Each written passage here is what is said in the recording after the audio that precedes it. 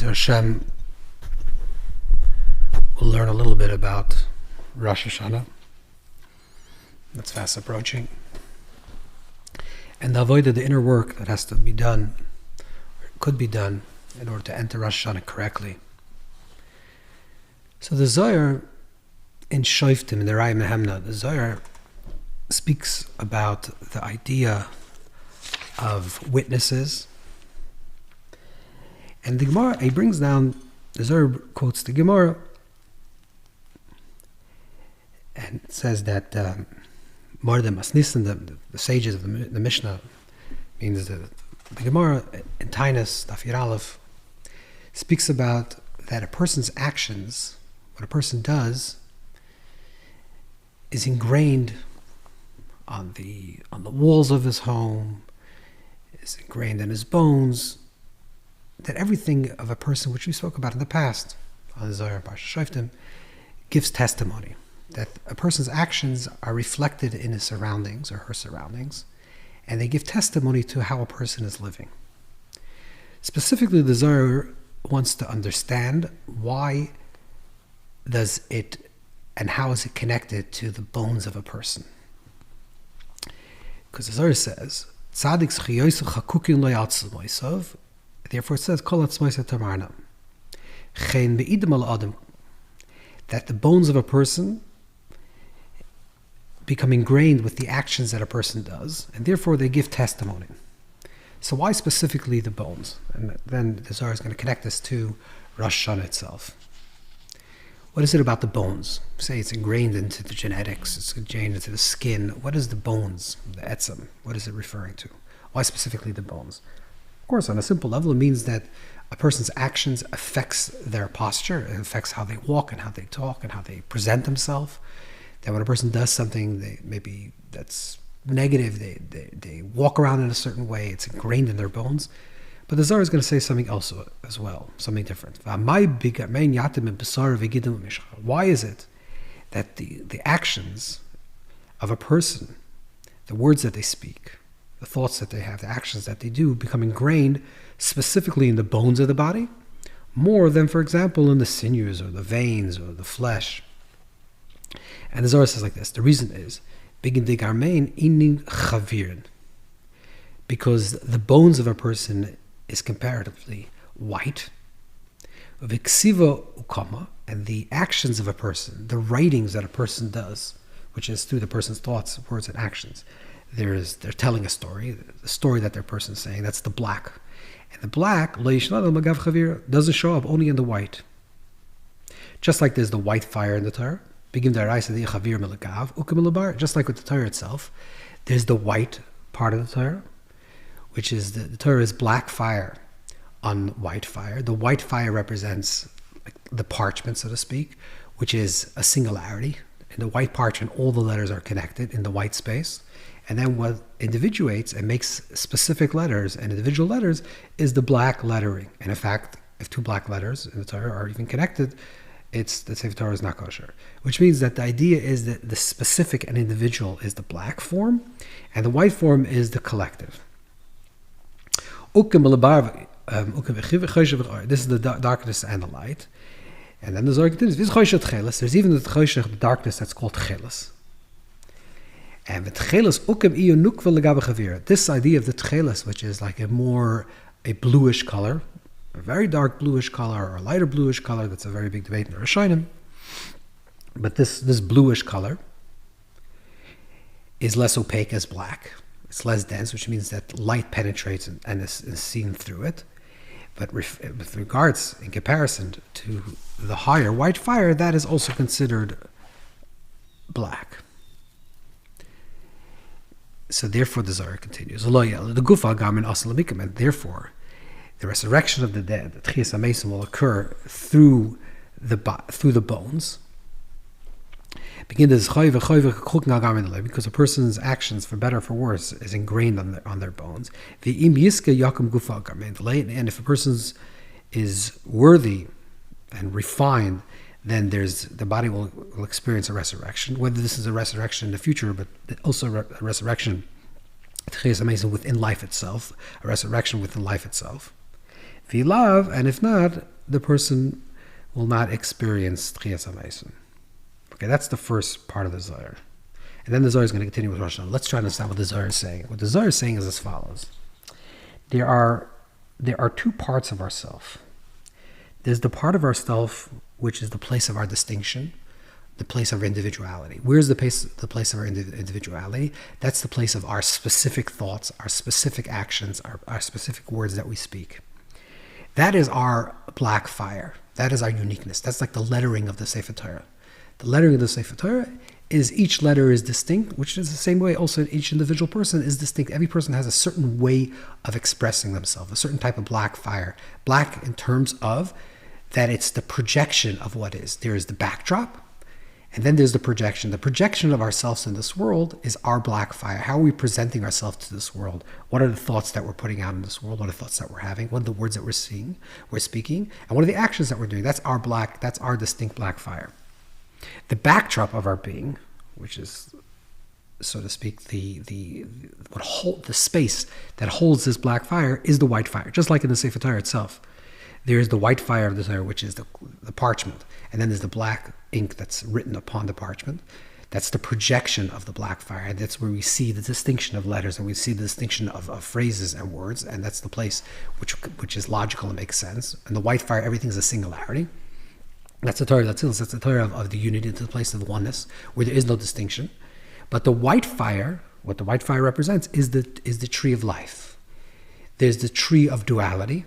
The tree of duality is the Eitz HaChaim Toiv, which is the place of distinction, place where there's das, where there's awareness, conscious awareness, and therefore there's a distinction between a choice that is good versus a choice that is the opposite of good, a subjective choice. There's even the objective choice, whether a thing is true or false. This is where there's already the place of distinction. That's the place of the tree of knowledge.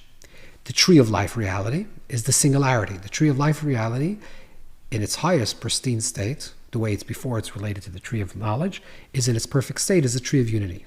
It doesn't mean that there is no death and there is no opposite, but the opposite is not an opposite to anything else. It's all part of one. In the place of oneness is only one.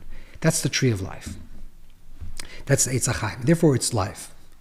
What the Zohar is saying is like this. In essence, our soul, on the place of our atzamas, the place of our bones, or to say it a little different, in the place of our essence of who we are, the bare bones, like the essence of who we are, the atzmius, the essence, or like from the word atzamas, or the word from bones, is that we are connected and one with the tree of life, one with that white fire. That white fire, that tree of life, doesn't have an opposite of death. It's always alive, because there is no opposite. It's always one. That's a place of Chaim. That's a place of eternal life. That's the backdrop of who we are. That's the essence, let's just say, that's the essence of our soul. That is the part of soul which is the backdrop upon which we write our story on. There's the essence of our soul, that's the part of our soul that's eternal, that can never become extinguished. And then there's the part of self, which is our identity, our self-identity. There's sort of like the backdrop of our being, which has like a certain type of coloring, but it's the backdrop of our being. And then there's the coloring, or the written part of who we write, how we write our story on our backdrop. In the backdrop reality, we're all the same, we're all part of one. So it's called the Chaya, it's called the white fire, that's a tree of life. Then there's the place of our distinction. Depending on a person's actions will depend whether a person is connected to the tree of life or to the tree of knowledge, and therefore to the tree of the opposite of life, which is going to be the tree of death, or the connection to death. When a person writes their actions, every action you do, every thought you have, every word you speak, is a certain coloring, is a certain uniqueness that's being expressed. It's a black fire. It's black, like the Zohar says, in comparison to the white fire, which is empty, which is devoid and empty of all color. This has a specific color. If you write your story on your backdrop, but your story is not dense, meaning it's more transparent, it's a lighter color, so even though it's an expression of a certain individuality, a certain distinction, but through that lighter color you see the black, the lighter color of black, you can actually still see through to the white fire. That means that the black fire is superimposed on the white fire, but you still see the white fire seeping through the black fire. Then this person is still connected to the tree of life, and therefore the person is connected to eternity.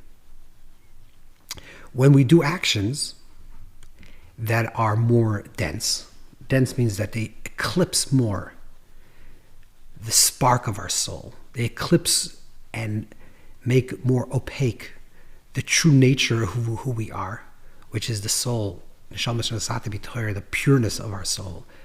The tahira means tahira, it means the illumination of the soul, the purity of the soul, the purity and the illumination of the soul. When a person eclipses their soul through dense actions, cheats, lies, does other certain transgressions, whatever the person does, and we don't have to imagine what this is. When a person does these things, they're superimposing their black fire upon the white fire. But now, it's not zachin. Zachin means refine. Zachin doesn't only mean meritorious, but zacha means something that's refined. What it's saying is that when a person has refined actions, subtle actions, actions that are expression of their individuality, they have their own thoughts and their own feelings and their own expressions and own way of doing things, but it's always founded on the white fire within them, on their purity of soul that comes from within, the deepest part of themselves. That's the backdrop. So even though they're imposing a black fire in comparison to the white fire on top of the white fire, there's still a transparency that we still see the white fire. And since this white fire is still being able to be seen, therefore, this person continuously experiences eternity for now and Tchias HaMeis for the future, the resurrection of the future. The person will always have the potential to rejuvenate. The person will always have the ability to constantly rejuvenate their lives. And after 120, there is the ability, because the person is connected to the white fire. So even though they become a distinct self in black fire, which means they have a distinct personality, an identity, which is created as a formulation of all their thoughts, actions, and words and expressions that they had in this world. That's the totality of themselves. But their totality of themselves, which is their black fire, is so transparent and translucent that you can actually see the white fire behind, and therefore they're connected still to the tree of life.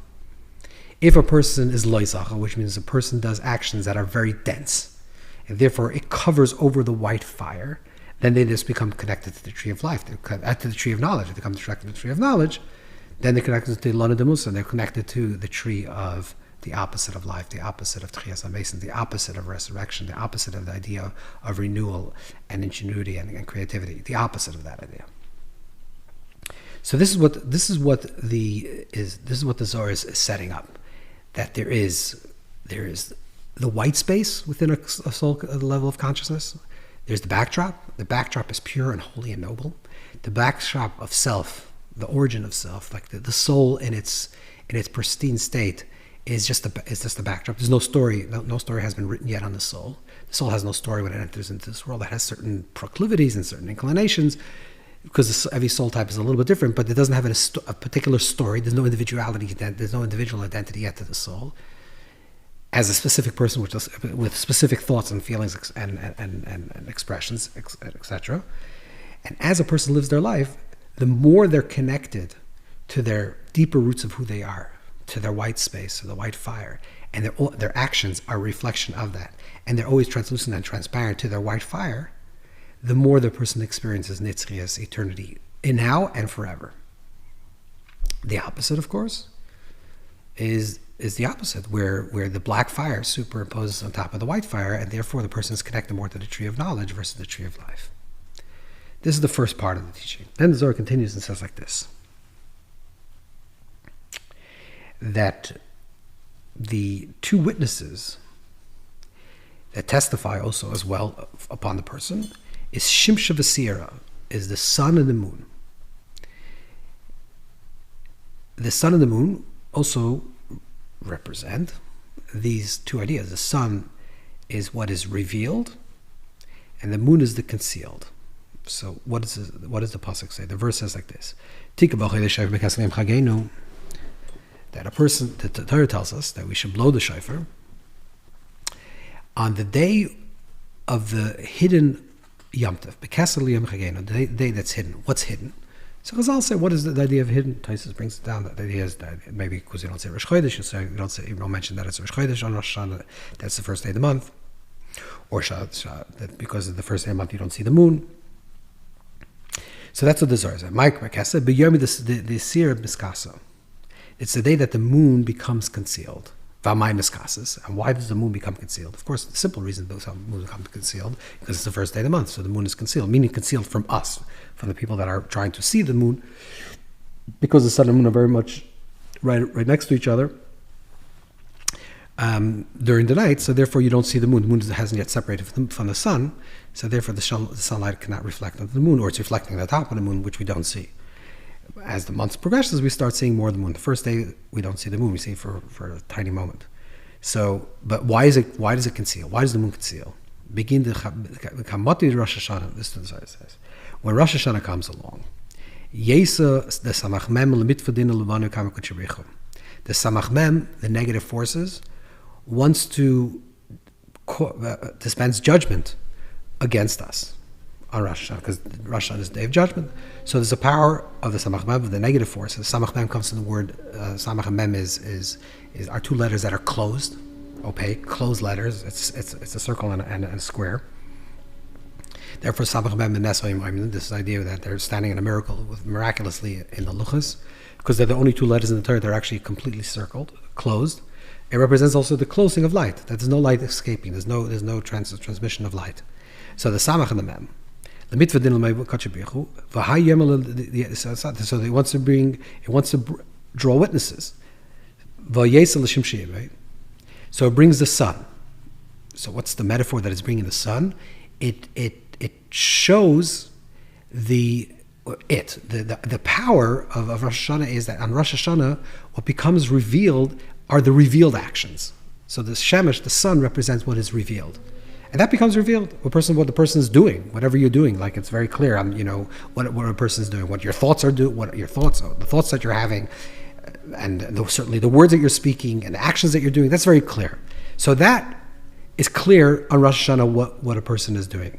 And therefore this testimony, your actions themselves, your clarity, your sun is revealing what you're actually thinking and doing and speaking on the things that you're actually speaking and doing and thinking. But the moon, Azal Maisasira, then Samach Mem wants to draw down also the moon, which means, what does it mean to draw out the moon as a witness? Wants to draw out the parts of self that are more concealed.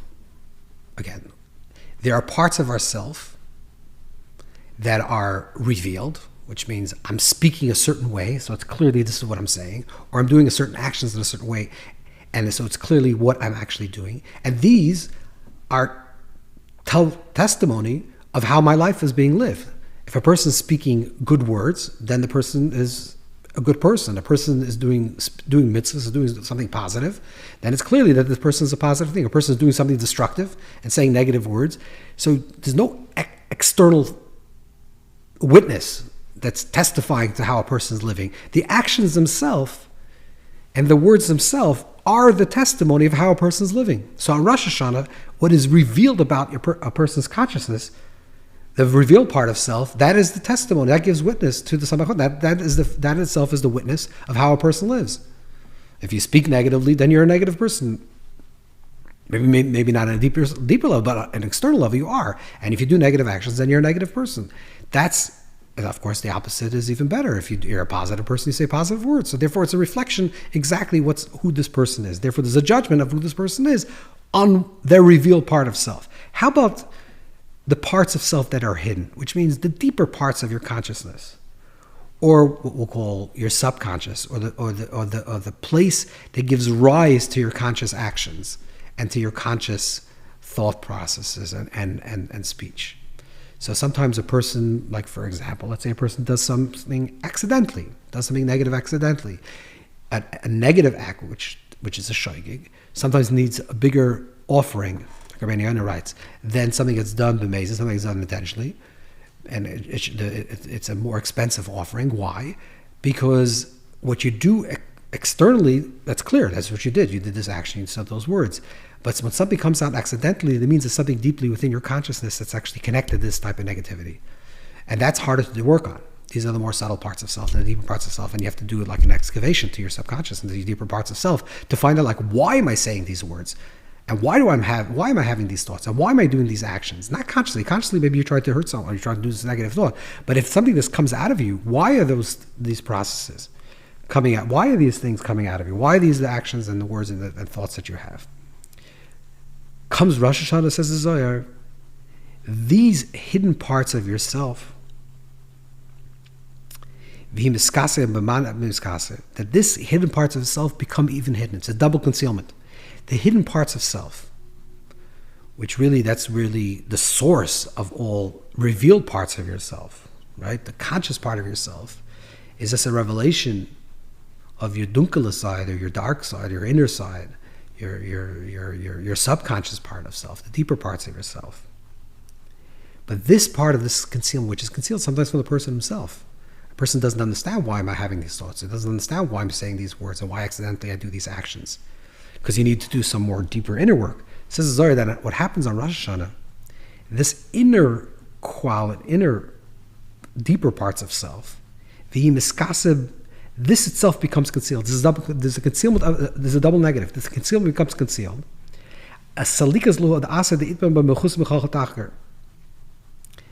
This hidden becomes concealed within the ultimate source of all hidden, which is Keser, to the place where it says, from the hidden, don't try to excavate, don't try to understand. So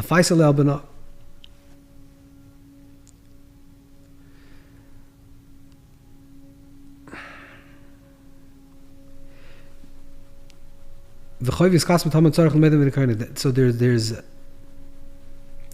the inner part of the self, which goes to the world of Keser, and therefore that part there's no judgment, and that's just between you and God, so to speak. What is the Zohar saying? What is the Zohar saying? The Zohar is saying it's like this. Comes Rosh Hashanah. Of course, as before we enter into Rosh Hashanah, before we enter the time of judgment, that's the time of Elul, which is what Sefer Yetzirah says is connected to the letter Yud, which is the power of our imagination, the Chachma, the inner life. And we have to work on overcoming our imagination and working on our deeper level of our consciousness, the Koyach HaMadama. We have to work on that in order to change ourselves, to truly change ourselves. We can't just change ourselves on a conscious level to change our actions. Okay, sometimes the actions, sometimes through a person's actions, that's the way it affects a person's consciousness. There's also that effect. It's like the opposite effect, like the Orchoizet, like the reflective light. I do something, then it affects my subconscious, it affects my inner self. But the simple idea in the time of Elul is that I want to work on things, not only in my actions, not only in my words, not in my thoughts, but I want to understand what is the root of these thoughts, and what are the root of these words, and what are the root of these actions. There's something deeper that's going on, that's bothering me, that's troubling me, that's more concealed, and I have to find out what are those concealments, what are those things that are holding me back, what are those klippas, what are those things that are blockages, that are blocking for my soul to fully be revealed. These are more subtle levels of self, the much deeper levels of our consciousness that we're not aware of. It says the Zohar like this. This is what you have to do in the month of Elul. But if you didn't do it, or you did the work and it wasn't complete, you should know that when Rosh Hashanah comes, the most important part of the actual Avodah, the actual work on Rosh Hashanah is, you should know that what is concealed, parts of self, becomes so concealed, there's a double concealment, that the concealment goes to a place, enters into a place of Keser, which is a place of pure rachman, pure compassion, and therefore from that place, the concealment becomes concealed itself, and therefore it's no longer in concealment, and what becomes revealed is the light of the soul. And in the light of the soul, there is no screen, there's no blockages, there's nothing superimposed on the soul, and therefore it's the tree of life, and you have a blessed year. That's the power of Rosh Hashanah. The power of Rosh Hashanah, the moon becomes concealed, is that the hidden becomes concealed, so concealed that all it becomes revealed is a level of Kesed, the white space, the tree of life, and the black space that's covering over, the subtle black space that's covering over from your level of your subconscious, becomes completely concealed in itself, in its own concealment, and therefore it's not concealed, and all that becomes revealed is the pure space of the white fire. So what is the Avodah Rosh Hashanah? What is the work that we have to do on Rosh Hashanah? The Avodah that we have to do on Rosh Hashanah is, in contrast to Elul, and Elul, like you said, is the preparation, which is the hard Avodah. But in Rosh Hashanah itself, the main Avodah of Rosh Hashanah itself, the main spiritual work that a person has to do Rosh Hashanah himself, is to make sure that their machshava, dibur, ma'asim, that their thoughts and their words and their actions, which is the part of self that is revealed, your revealed part of self, that your revealed part of self should be in complete consistency with the deeper parts of your soul, which means that on Rosh Hashanah, a person shouldn't beat themselves up or think negatively about themselves and say, I had such a year and I did all these things and these are the things. This is all layers in your subconscious that are already part of your memory, and those are concealed, and that becomes transparent, and that's already forgiven. Not forgiven, there is no negativity in that place. It's mechusa al-tachka. There's a place in Kesser that doesn't exist. And that's the deepest place that you're ready, that you feel connected to Hashem, and it's that personal thing, and that's between you and Hashem. And the recognition that you're in dialogue with Hashem, and therefore that's the tshuva. But what is the actual work that you have to do on Rosh Hashanah? The actual work that the person has to do on Rosh Hashanah is in the parts that are revealed on the Shemesh, the parts that are the sun reality. What are my thoughts on Rosh Hashanah? Not what are my dreams and my subconscious on Rosh Hashanah. That's concealed within the concealment, and therefore that's already a place of forgiven, and that's between you and Hashem. But what do I have to do in actuality? What I have to do in Rosh Hashanah? I have to ensure that my Shemesh, my revealed part of myself, which is, of course, a person's actions, but even a person's words, and even more subtle, a person's thoughts, should all be positive in Rosh Hashanah, holy. We shouldn't talk about negativity. Obviously, you shouldn't talk negatively, but certainly you shouldn't even talk about negativity. You shouldn't even think about the negativity. Not thinking negative thoughts, clearly, but even thinking about negativity. You shouldn't think about sin. You shouldn't think about anything negative.